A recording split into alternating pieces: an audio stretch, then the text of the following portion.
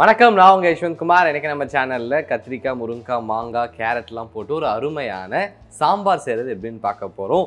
இந்த ரெசிபி சாதத்துக்கு ரொம்ப அருமையாக இருக்கும். இதுக்கு தேவையான இன்க்ரீடியன்ட்ஸ் எல்லாமே ரெடியாக இருக்குது. ப்ரிப்ரேஷன் ஸ்டார்ட் பண்ணிவிடுவோம். ஸோ ஃபர்ஸ்ட் இங்கே ஒரு பவுலில் அரை கப் அளவு துவரம்பருப்பை நல்லா வாஷ் பண்ணி வச்சுருக்கேன். இது கரெக்டாக 150 கிராம் இருக்குது. இதை எடுத்து ஒரு குக்கரில் சேர்த்துக்கலாம். இப்போது எந்த கப்பில் நம்ம பருப்பு எடுத்தோமோ அதே கப்பில் 1.5 கப் தண்ணி சேர்த்துக்கலாம்.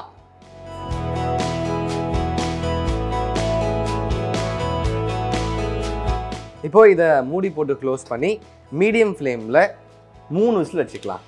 அதுக்குள்ளே நம்ம இதுக்கு தேவையான காய்கறியை வேக வைக்க போகிறோம். அதுக்காக இங்கே ஒரு பேன் வச்சுருக்கேன். இதில் ஒரு வெங்காயத்தை நீல வாக்கில் மெல்லியதாக நறுக்கி சேர்த்துக்கிறேன். கூடவே ஒரு தக்காளியை பொடியை நறுக்கி சேர்த்துக்கோங்க. அதன் பிறகு ஒரு முருங்கைக்காய், ஒரு கேரட், கூடவே 4 கத்திரிக்காயை நறுக்கி சேர்த்துக்கிறேன். அதன் பிறகு 3 to 4 டேபிள் ஸ்பூன் அளவு மிளகாய் தூள், 1 டீஸ்பூன் அளவு மஞ்சள் தூள், 100 to 150 ml அளவு தண்ணி சேர்த்து இதை மீடியம் ஃப்ளேமில் வச்சு அடுத்து 3 to 4 minutes நல்லா குக் பண்ணிக்கலாம்.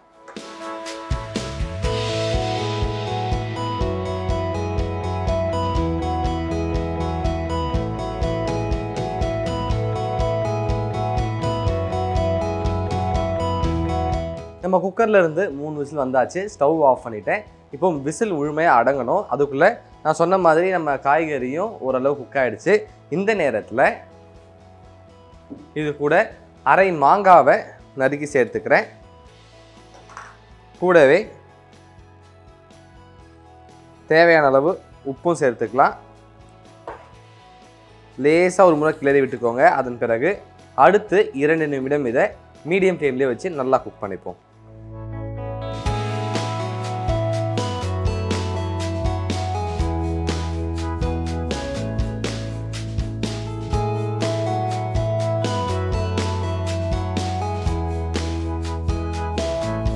நம்ம காய்கறி நல்லா வெந்துடுச்சு. அதே மாதிரி விசிலும் முழுமையாக அடங்கிடுச்சு.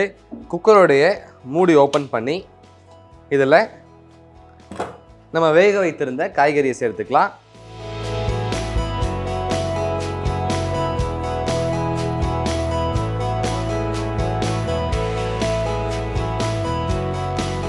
அடுத்து இது கூடவே புளி கரைசல் சேர்க்க போகிறோம். அதுக்காக ஒரு லெமன் பால் சைஸுக்கு புளியில் 100 to 150 ml அளவு தண்ணி சேர்த்து நல்லா ஊற வைத்து கரைச்சி எடுத்துக்கோங்க.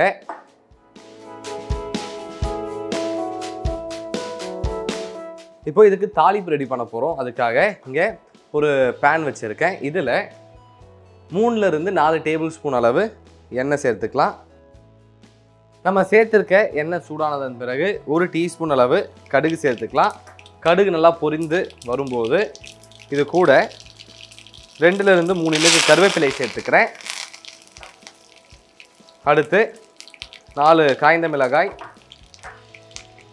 அரை டீஸ்பூன் அளவு பெருங்காயம் மற்றும் 2 to 3 பல்லு பூண்டை இடித்து சேர்த்துக்கிறேன். கரெக்டாக 1 நிமிடம் இதை ஃப்ரை பண்ணிக்கோங்க. அதன் பிறகு இதை எடுத்து சாம்பாரில் சேர்த்துக்கலாம்.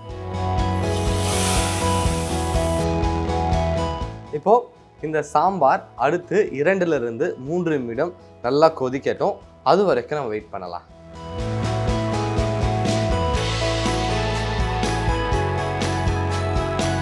நம்ம சாம்பார் நல்லா கொதிச்சிடுச்சு. கடைசியாக நல்ல ஒரு மனம் கொடுக்கறதுக்காக 1 டேபிள் ஸ்பூன் அளவு பொடியாக நறுக்கிய கொத்தமல்லி சேர்த்து ஸ்டவ் ஆஃப் பண்ணிடலாம். இப்போது இதை எடுத்து அழகாக ஒரு பவுலில் போர்ஷன் பண்ணிப்போம்.